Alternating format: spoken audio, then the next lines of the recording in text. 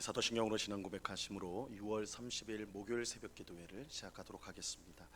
전능하사 천지를 만드신 하나님 아버지를 내가 믿사오며 그 외아들 우리 주 예수 그리스도를 믿사오니 이는 성령으로 잉태하사 동정녀 마리아에게 나시고 본디오 빌라도에게 고난을 받으사 십자가에 못 박혀 죽으시고 장사한 지 사흘 만에 죽은 자 가운데서 다시 살아나시며 하늘에 오르사 전능하신 하나님 우편에 앉아 계시다가 저리로서 산자와 죽은 자를 심판하러 오시리라.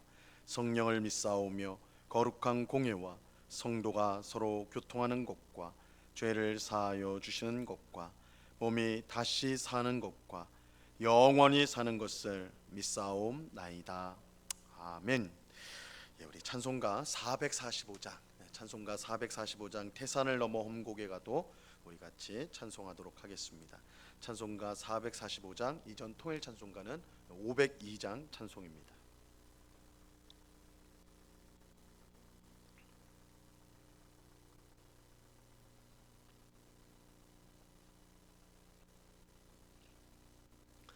찬송가 445장을 같이 찬송합니다. 대산을 넘어 험곡에 가도 빛 가운데로 걸어가면 주께서 항상 지키시기로 약속한 말씀 변치 않네.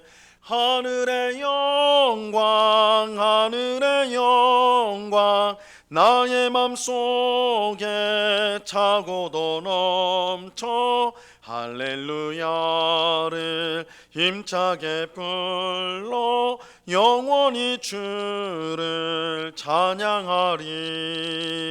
깜깜한 밤에 다닐지라도 주께서 나의 길 되시고 나에게 밝은 빛이 되시니 길 잃어버릴 염려 없네.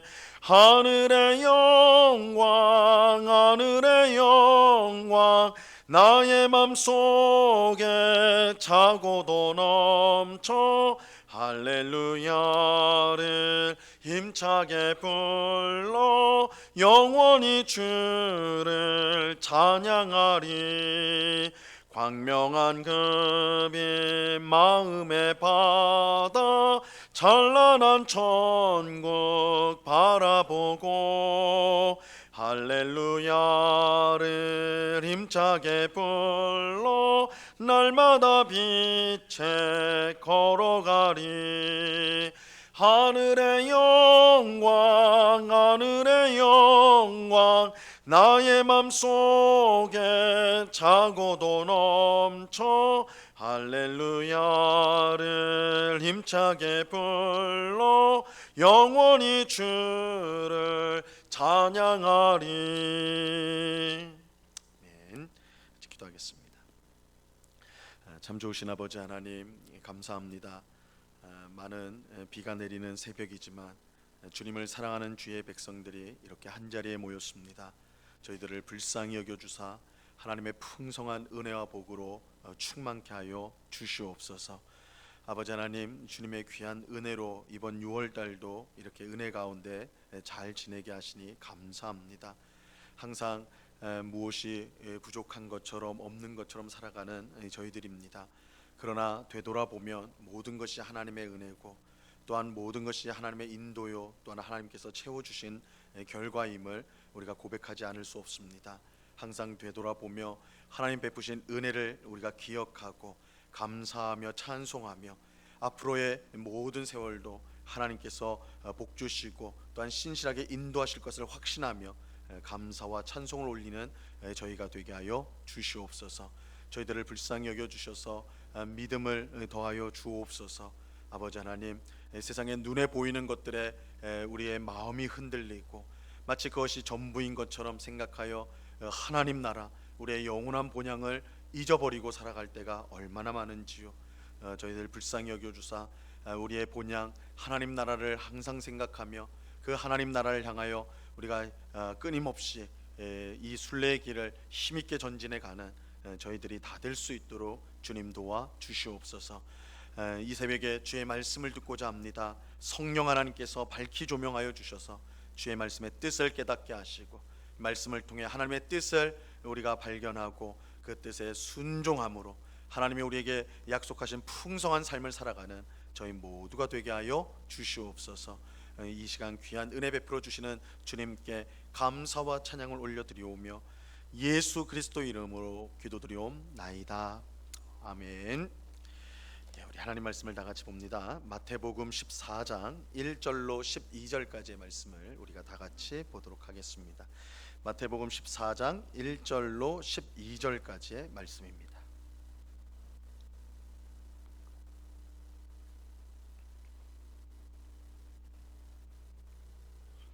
마태복음 14장 1절로 12절까지의 말씀을 우리가 한 목소리로 하나님의 말씀을 같이 읽도록 하겠습니다. 같이 읽습니다. 시작.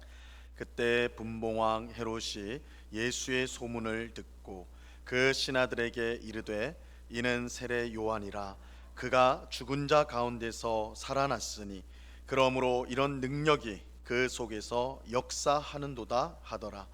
전에 헤롯이 그 동생 빌립의 아내 헤로디아의 일로 요한을 잡아 결박하여 옥에 가두었으니 이는 요한이 헤롯에게 말하되 당신이 그 여자를 차지한 것이 옳지 않다 하였음이라. 헤롯이 요한을 죽이려 하되 무리가 그를 선지자로 여김으로 그들을 두려워하더니 마침 헤롯의 생일이 되어 헤로디아의 딸이 연석 가운데서 춤을 추어 헤롯을 기쁘게 하니 헤롯이 맹세로 그에게 무엇이든지 달라는 대로 주겠다고 약속하거늘 그가 제 어머니의 시킴을 듣고 이르되 세례 요한의 머리를 소반에 얹어 여기서 내게 주소서 하니 왕이 근심하나 자기가 맹세한 것과 그 함께 앉은 사람들 때문에 주라 명하고 사람을 보내어 옥에서 요한의 목을 베어 그 머리를 소반에 얹어서 그 소녀에게 주니 그가 자기 어머니에게로 가져가니라. 요한의 제자들이 와서 시체를 가져다가 장사하고 가서 예수께 아뢰니라. 아멘. 오늘 본문은 예수님이 오시는 길을 예비하는 사명을 감당하였던 세례자 요한의 죽음에 관한 이야기입니다. 예수님의 영향력이 점점 커지자 그 소식이 갈릴리를 다스리고 있던 분봉왕 헤롯의 귀까지 들어가게 되었습니다.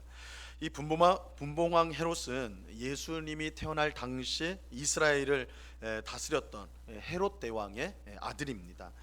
헤롯 대왕은 자신이 죽을 때 이스라엘을 세 부분으로 나누고 자신의 세 아들에게 각각 그 영토를 맡겼습니다.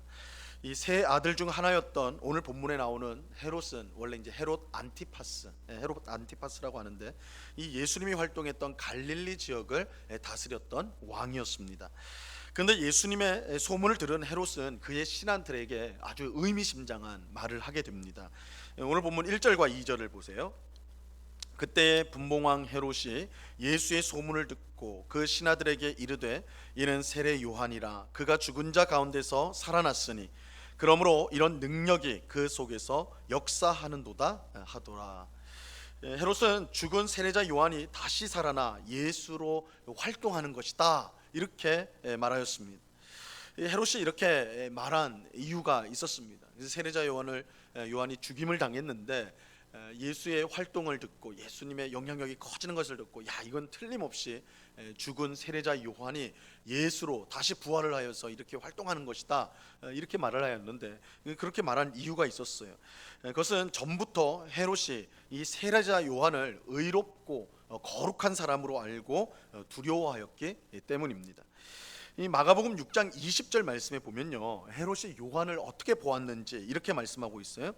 헤롯이 요한을 의롭고 거룩한 사람으로 알고 두려워하여 보호하며 또 그의 말을 들을 때에 크게 번민을 하면서도 달갑게 들음이러라. 헤롯은 요한이 의롭고 거룩한 하나님의 사람인 것을 알고 그를 두려워하고 심지어 그를 보호하기도 하였습니다. 또 요한이 하는 말을 크게 번민하면서도 그 말을 들었어요. 헤롯이 요한을 얼마나 존경했는가. 그는 하나님의 사람이다, 그는 거룩하고 의로운 하나님의 사람이다 라고 인정하면서 그를 존경했다는 것을 우리가 알 수가 있습니다. 하지만 헤롯은 자신이 존경했던 이 세례자 요한을, 참으로 두렵게 여겼던 이 세례자 요한을 감옥에 가두는 악행을 저지르게 됐죠. 그 이유는 세례자 요한이 헤롯의 재혼을 책망하였기 때문입니다. 오늘 본문 3절과 4절을 보세요. 전에 헤롯이 그 동생 빌립의 아내 헤로디아의 일로 요한을 잡아 결박하여 옥에 가두었으니 이는 요한이 헤롯에게 말하되 당신이 그 여자를 차지한 것이 옳지 않다 하였습니다. 헤롯은 원래 그 이스라엘의 동쪽에 있는 나바테 왕국의 딸과 결혼을 하였습니다. 하지만 그는 형제인 빌립의 아내를 사랑하게 되었고 그와 결혼하기 위해서 이혼을 하게 됩니다. 나바테 왕국의 딸과 원래 결혼을 했는데 자기 형제의 부인을 얻기 위해서 이혼을 하게 돼요. 이 형제의 아내를 취하기 위해 멀쩡한 아내를 버렸으니 이것이 하나님 앞에서 얼마나 큰 악행인지 모릅니다.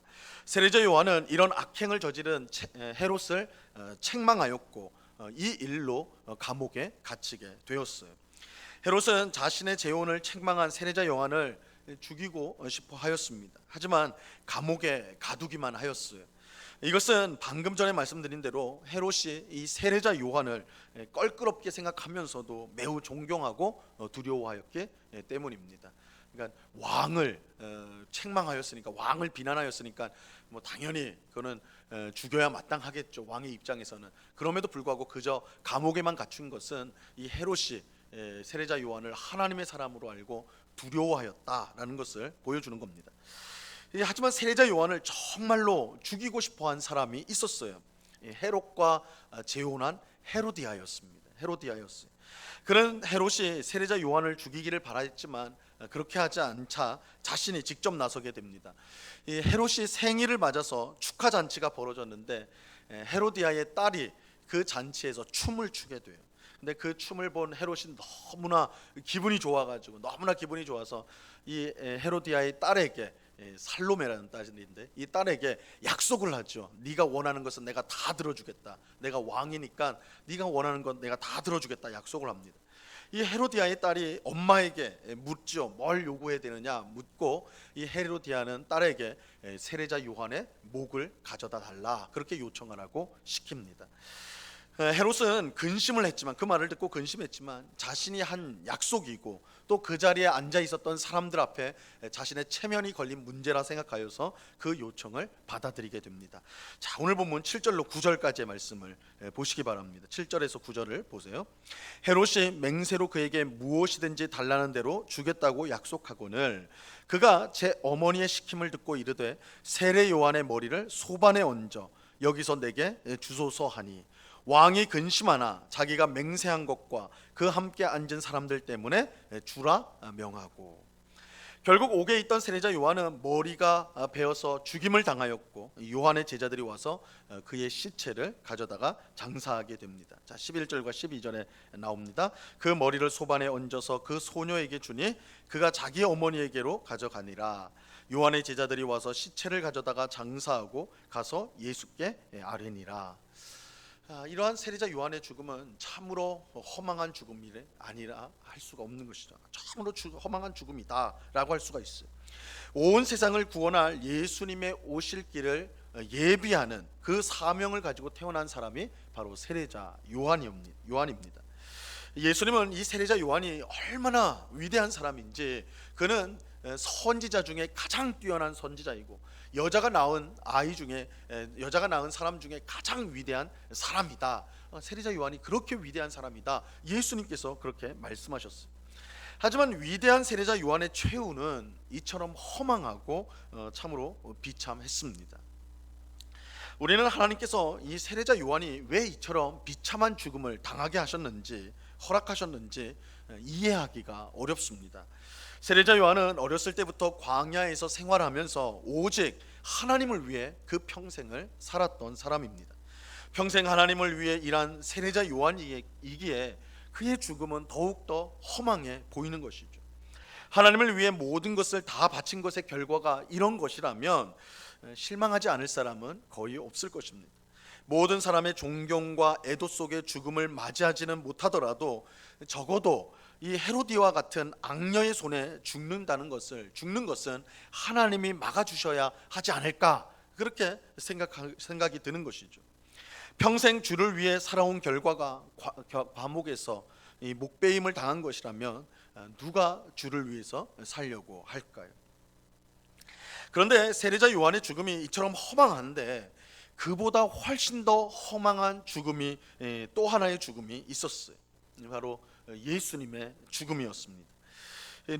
누구의 죽음보다도 비참하고 허망한 죽음이 세례자 요한의 죽음인데, 이 세례자 요한의 죽음도 예수님의 죽음에 비하면 사실 아무것도 아니라고 할 수가 있어요. 예수님이 누구입니까? 예수님은 하나님의 아들이 우리를 구원하기 위해 이 땅에 직접 오신 하나님이십니다. 근데 하나님이신 예수님께서 스스로 왕이라고 주장했다는 이유로, 또 신성 모독을 했다는 죄목으로 넘겨져 이 가장 흉악한 범죄자에게 주어지는 십자가 처형을 당하셨어요. 이러한 예수님의 죽음은 이 세상에서 발생한 모든 죽음 가운데 가장 비참하고 가장 억울하고 가장 허망한 죽음입니다. 더욱이 우리는 예수님이 십자가에서 나의 하나님 어찌하여 나를 버리십니까? 이렇게 외친 것을 우리가 알고 있지요. 물론 예수님의 이 절규에 하나님은 아무 대답도 하지 않으셨습니다. 결국 하나님의 아들이며 아무 죄가 없으신 예수님은 십자가에서 벌거벗은 채로 매달려 죽임을 당하셨습니다. 우리는 세례자 요한과 예수님의 죽음을 보면서 왜 하나님은 이들이 이토록 억울하고 비참하게 죽도록 내버려 두셨는가, 도무지 이해하기가 어려워요. 이들보다 하나님께 더 충성한 이들이 누가 있고 이들보다 의로운 사람이 어디 있습니까? 그런데도 하나님은 그들이 비참하고 허망하고 억울한 죽임을 당하도록 그저 내버려 두셨습니다. 사실 우리는 하나님께서 왜 그렇게 하셨는가, 왜 세례자 요한과 하나님의 아들이신 예수님이 이처럼 허망하고 또한 억울한 죽임을 그대로 당하게 하셨는가, 그것을 우리가 완전히 알 수는 없어요. 그 이유를 완전히 알 수는 없어요. 이 마지막 날 모든 것이 드러날 때, 그때서야 우리는 그 이유를 알 수 있을 것입니다. 하지만 한 가지 분명한 사실이 있습니다. 우리 눈에 보기에 세례자 요한과 예수님의 죽음은 참으로 비참하고 허망하고 억울한 죽음이었지만, 그럼에도 불구하고 그들은, 세례자 요한과 예수님은 끝까지 순종하셨다라는 거예요. 우리가 볼 때는 참으로 허망한 죽음인데 세례자 요한과 예수님은 끝까지, 죽음에 이르기까지 순종하셨다는 것입니다. 다르게 말하면 세례자 요한과 예수님은 끝까지 자신의 모든 것을 하나님께 맡겼습니다. 그들에게는 죽음조차도 하나님께 드리는 순종이었던 것입니다. 그들은 이 세상의 삶이 전부가 아님을 분명히 알고 있었습니다. 그들은 하나님께서 마지막 날 온 세상을 심판하실 것을 분명히 믿었어요. 그렇게 그들은 악인들에 의해 죽임을 당하면서도 그것을 피하려 하지 않고 오히려 하나님께 자신을 맡겼습니다. 이 성도의 참 영광은 이 땅에 속한 것이 아닙니다. 성도의 영광은 이 땅에 속한 게 아니에요. 우리가 바라보고 얻어야 할 영광은 하늘에 있습니다. 그렇게 이 세상을 살면서 억울한 일을 당하고 허망한 일이 벌어지더라도 우리는 너무 실망하거나 낙심할 필요가 없습니다. 하나님께서 왜 나를 지켜주시지 않고 보호해 주시지 않았느냐, 그렇게 불평할 필요가 없습니다. 하나님을 믿는다는 것은 이 세상의 영광이 아닌 하늘의 영광을 소망한다는 거예요. 그렇게 세례자 요한과 예수님처럼 이 세상에서 제대로 대우를 받지 못한다고 해서 하나님을 원망해서는 안 됩니다. 이 세상에서 얼마나 우리가 많은 것을 얻고 누리는가를 신앙생활의 성공 기준으로 삼아서는 안 되는 거예요. 만약 그렇게 생각하면 세례자 요한과 예수님은 실패한 신앙인이라고 말할 수밖에 없을 것입니다. 이 세상에서 우리가 하나님을 믿어서 좋은 것을 누리고 많은 것을 얻어야 된다라고만 생각한다면 이 세례자 요한과 예수님은 실패한 인생이었다, 실패한 신앙이었다, 그렇게 말할 수밖에 없겠죠. 우리가 하나님을 잘 믿어도 억울하고 허망한 일을 당할 수가 있습니다. 심지어 죽을 때까지도 그럴 수가 있는 거예요. 하지만 정말 중요한 것은 이 땅의 영광이 아니라 하늘의 영광입니다. 이 땅의 부귀영화를 다 우리가 누린다 한들 하나님 나라를 우리가 받지 못한다면 그 무슨 소용이 있겠습니까? 우리는 세례자 요한과 예수님의 비참하고 허망한 죽음을 보면서 다시 한번 우리의 진정한 소망과 영광은 이 땅에 속한 것이 아니라 하늘에 있다라는 것을 우리는 기억해야 하는 것입니다. 사도 바울은 우리에게 땅의 것이 아닌 위의 것을 찾으라고 분명하게 말씀합니다. 땅의 것을 찾지 말고 위의 것을 찾으라, 그렇게 말씀하세요. 위의 것을 바라볼 때 우리는 비로소 세례자 요한의 죽음과 예수님의 죽음이 그저 억울하고 허망한 죽음이 아니라 하나님께 드린 영광스러운 순종이었다는 것을 깨닫게 되는 것입니다. 오늘 새벽에 기도하는 우리 모두가 세상의 영광이 아닌 하늘의 영광을 소망할 수 있기를 간절히 바랍니다. 그래서 비록 이 세상에서 많은 것을 누리지 못한다 할지라도 그것 때문에 낙심하지 않고 오히려 하늘에 예비된 영광을 바라보면서 감사함으로 매일을 살아가는 우리가 될 수 있기를 바랍니다. 그런 은혜가 이 새벽에 기도하는 정말로 이 땅의 것으로 만족하는 것이 아니라 하늘의 것, 하나님이 우리에게 장차 베푸실 그 하나님 나라를 정말 진정한 소망이요 영광으로 알고 살아가는 우리 모두가 되어서 날마다 감사와 기쁨 가운데 살아가는 우리 모두가 될 수 있기를 우리 주님의 이름으로 간절히 축원합니다. 기도하겠습니다. 하나님 아버지, 오늘 말씀을 통해 세례자 요한의 허망한 죽음을 우리가 보게 됩니다.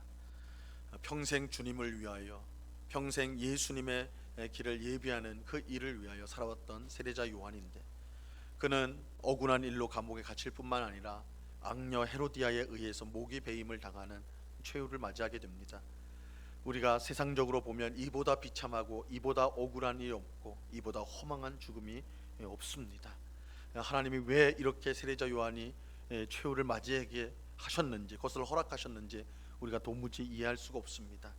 그러나 우리가 믿음의 눈으로 보고 이 땅의 소망이 아닌 하늘의 소망을 두고 보면 세례자 요한은 끝까지 자신의 죽음까지도 하나님의 뜻에, 하나님의 영광을 위하여 순종하였다는 것을 보게 됩니다. 예수님도 십자가에서 억울한 죽음을 당하셨지만 결국 그 죽음이 하나님을 향한 순종이었고 하나님의 영광, 하나님 나라의 영광을 소망한 것임을 우리가 말씀을 통해 확인하였습니다. 아버지 하나님, 우리가 믿음으로 이 땅을 살면서 세상 사람들보다 더 많은 것을 누리지 못하고 오히려 못하고 또한 그들보다 못한 삶을 사는 것처럼 느껴져서 우리의 마음이 실망스럽고 또한 불평으로 불만으로 가득할 때가 있습니다. 그러나 주님, 오늘 말씀을 통해서 우리의 참된 소망이 이 땅에 있는 것이 아니라 영원한 하나님 나라에 있다는 것을 꼭 기억하는 우리가 되게 하여 주시옵소서. 그래서 땅의 것을 찾는 자들이 아니라 하늘에 있는 것을 찾는 자들, 이 땅의 보화를 쌓는 자들이 아니라 하늘의 보화를 쌓는 참 하나님의 백성 되게 하여 주시옵소서. 주님, 우리에게 주어질 그 하늘의 놀라운 하나님 나라의 놀라운 영광, 놀라운 소망, 이것이 우리를 기다리고 있다는 사실을 기억하고 주님, 원망과 불평으로 이 땅을 살지 않고 항상 주님께 순종하며 감사함으로 살아가는 주의 백성들이 다 될 수 있도록 도와 주시옵소서. 세상 사람들이 이러한 삶을 흉내낼 수도 없고 감히 생각할 수도 없는 그런 성도의 삶, 참 소망의 삶을 살아가는 저희들이 다 될 수 있도록 은혜를 내리워 주시옵소서. 아버지 하나님, 이 시간에 또한 간절히 기도하옵기는 아버지는 해외에 나가서 복음을 전하는 우리 선교사님을 위해서 기도합니다. 아버지 하나님, 우리 파송 선교사를 주님께서 기억하여 주셔서 정말 그곳에서 언어를 배우고 문화를 익히며 또한 여러 또한 친구들을 사귀며 정말 복음을 전할 준비를 귀하게 하고 있사오니 아버지 하나님, 저들의 수고와 또한 애씀을 기쁘게 받으시고 외롭고 힘든 그곳에서 주님이 벗이 되고 또한 힘이 되어 주셔서 정말 왕성한 선교 사역을 위해 지금 잘 준비되는 복된 시간이 될 수 있도록 은혜를 베풀어 주시옵소서. 우리가 후원하고 있는 우리 선교사님들 기억하여 주셔서 아버지 하나님, 이 코로나로 인하여 위축되었던 선교 활동이 이제 정상화가 되고 더 왕성하게 복음을 전파하는 일에 쓰임 받을 수 있도록 하나님 도와 주시옵소서. 국내에 농어촌 미자립 교회가 또한 많이 있습니다. 주님 불쌍히 여겨주시고 참 열악한 상황 속에서도 주님이 주신 사명을 감당하는 목회자들과 또한 그 교회 성도들을 기억하여 주사 정말 하나님을 기쁘시게 한 교회로 하나님이 채워주시는 것을 경험할 수 있도록 하나님 늘 도와 주시옵소서. 이러한 선교사님들 또한 우리 농어촌 미자립교회를 위해서 우리 영곡교회가 항상 기도하며 또한 저들의 협력을 더욱더 강화하며 그래서 주님이 기뻐하시는 선교의 일에 늘 앞장서는 우리 모두가 될 수 있도록 우리 교회가 될 수 있도록 주님 우리를 사용하여 주시옵소서. 이 시간 여러 가지 기도의 제목들로 기도하는 주의 백성들 한 사람 한 사람 붙들어 주시고 우리의 기도에 신실하게 응답하시는 하나님 앞에 모든 것을 맡겨드리며 또한 모든 것을 아뢰는 이 귀한 기도의 시간 하나님이 위로하시고 평안을 주시는 기도의 시간이 될 수 있도록 인도하여 주시옵소서. 감사와 찬양을 주께 드리오며 예수 그리스도 이름으로 기도드리옵나이다. 아멘. 하늘에 계신 우리 아버지여, 이름이 거룩히 여김을 받으시오며 나라에 임하옵시며 뜻이 하늘에서 이룬 것 같이 땅에서도 이루어지이다. 오늘날 우리에게 일용할 양식을 주옵시고 우리가 우리에게 죄 지은 자를 사하여 준 것 같이 우리 죄를 사하여 주옵시고 우리를 시험에 들게 하지 마옵시고 다만 악에서 구하옵소서. 대개 나라와 권세와 영광이 아버지께 영원히 있사옵나이다. 아멘.